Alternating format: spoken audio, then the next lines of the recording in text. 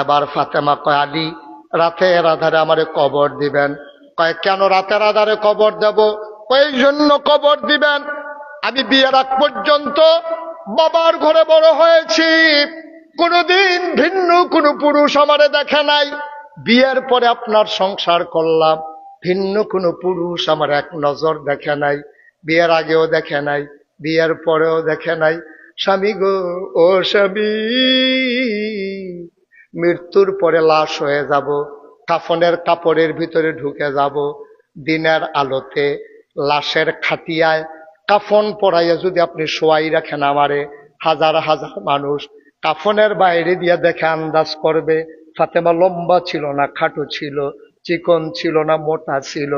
যেই ফাতেমা জীবনে কোনো পুরুষের সামনে যাই নাই, মৃত্যুর পরেও কোনো পুরুষের সামনে পড়তে চাই না।